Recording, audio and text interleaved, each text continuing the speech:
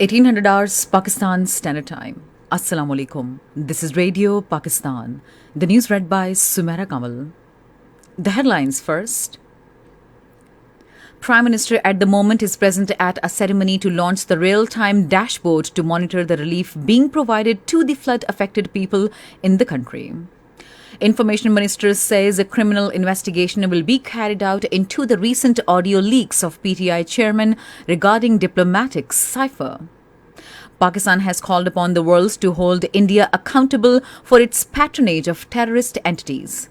Complete shutdown will be observed on Wednesday against the Hindutva-inspired Home Minister Amit Shah's visit to the Indian illegally occupied Jammu and Kashmir. 2 Palestinians were martyred by Israeli forces during an operation near Ramallah in the occupied West Bank today. Pakistan beat Bangladesh in the 5th match of the Women's Asia Cup by 9 wickets at Sylhet today. And now the news in details. Prime Minister Shehbaz Sharif at the moment is present in the ceremony to launch the real-time dashboard to monitor the relief being provided to the flood-affected people in the country. The Prime Minister is being briefed on the working of the dashboard. The dashboard will provide the information to general public about the national and international assistance being received and disbursed among the flood victims. A website for assisting flood victims, a comprehensive flood relief management system, digital applications for field workers, and an executive dashboard for the policy and decision-making are also included in the flood response system. In a statement today, Shehbaz Sharif has strongly denounced PTI chairman Imran Khan's campaign against national institutions. He said those who are caught red-handed now want to avoid punishment for their crime by defaming the institutions.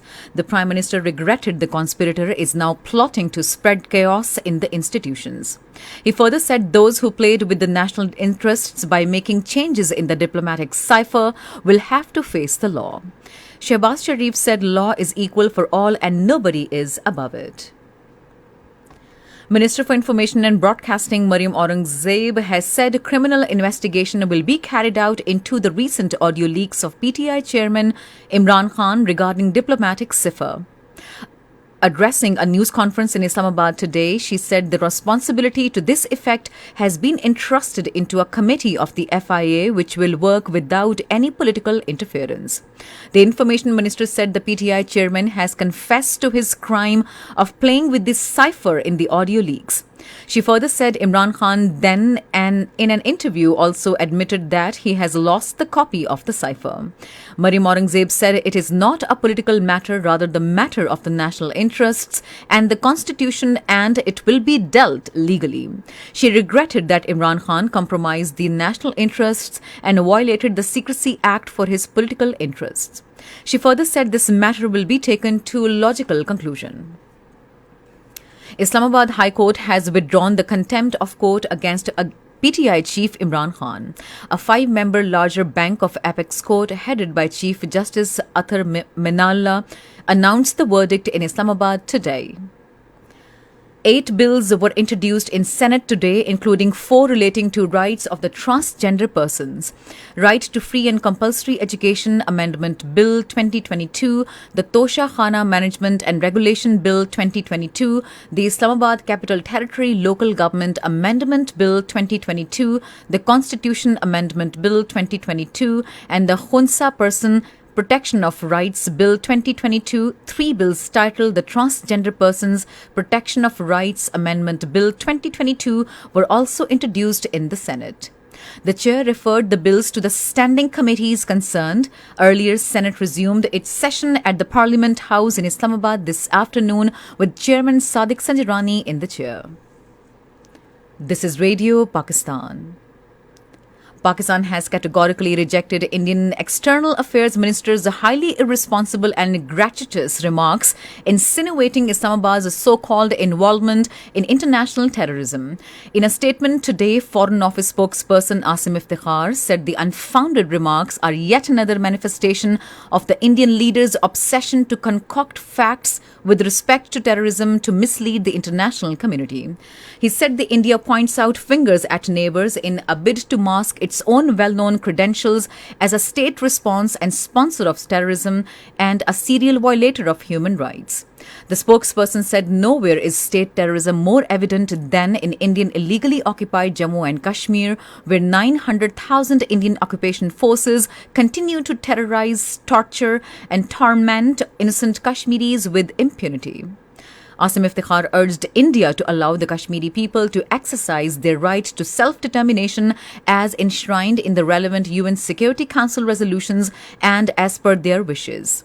He further said the world is also aware of saffron terror orchestrated and unleashed by the BJP RSS zealots against Muslims in India.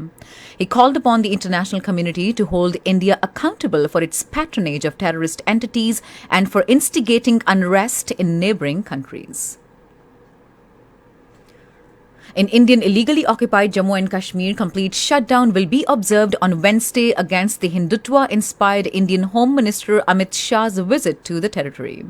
According to the Kashmir Media Service, call for the strike has been given by the All-Party Hurriyat Conference and supported by all other organizations and leaders to convey a message that Kashmiris reject India's illegal occupation of their homeland. The All-Party Hurriyat Conference, in a statement in Srinagar, said India cannot befool the Kashmiri people by pseudo-announcement of roads and development projects. Instead, they want settlement of the UN-acknowledged Kashmir dispute in its historical background. The statement pointed out that the RSS-backed fascist Modi regime has broken all records of terrorism in the occupied territory. Meanwhile, a 4-day shutdown is being observed in Kargil against the Ladakh authorities and its discriminatory order banning entry of the transporters from the Muslim-majority Kargil to Buddhist-dominated Leh district. The strike has been supported by all stakeholders and other regional and religio-political organizations. Six for Justice has announced a second phase of Khalistan referendum in Canada on the 6th of next month. In a statement, General Counsel to the Six for Justice Gurpatwant Singh Panum said the decision to hold the second phase of the Khalistan referendum has been taken on the demand of the local Sikh community and with consensus of all Sikh organizations. President Dr. Arif Alvi has expressed deep concern and sorrow over the loss of precious lives in a stampede at a football ground in Indonesia. In a statement, the president extended his condolences to the bereaved families, the government, and the people of Indonesia. In Palestine, 2 Palestinians were martyred by Israeli forces during an operation near Ramallah in the occupied West Bank today. The Palestinian Health Ministry said 16 Palestinians were also arrested in the Israeli raids across the West Bank. The United Nations says Yemen's warring sides have failed to reach an agreement to extend a nationwide ceasefire. In a statement after the deadline to extend the agreement expired, the UN's envoy to Yemen, Hans Kronberg, said on all sides to refrain from acts of provocation as the talks continue. The UN envoy regretted that no agreement could be reached today. He further urged the parties to fulfill their obligation to the Yemeni people to pursue every avenue for peace. Pakistan defeated Bangladesh in the 5th match of the Women's Asia Cup by 9 wickets at Sylhet today. Batting first, Bangladesh set a victory target of 71 runs. In reply, Pakistan achieved the target in 12.2 overs for the loss of just 1 wicket. In tomorrow's match, Sri Lanka will play against Thailand at the same venue. The match will start 8 a.m. Pakistan Standard Time. And finally, the weather. Mainly dry weather is likely to prevail over most parts of the country, while hot in central southern parts during the next 12 hours. However, rain with wind and thunderstorm is expected at isolated places in Upper Khyber Pakhtunkhwa, Gilgit-Baltistan, Kashmir, and its adjoining hilly areas. To end the news, here are some of the headlines once again. Prime Minister at the moment is present at a ceremony to launch the real-time dashboard to monitor the relief being provided to the flood-affected people in the country. Information Minister says a criminal investigation will be carried out into the recent audio leaks of PTI chairman regarding diplomatic cipher. Pakistan has called upon the world to hold India accountable for its patronage of terrorist entities.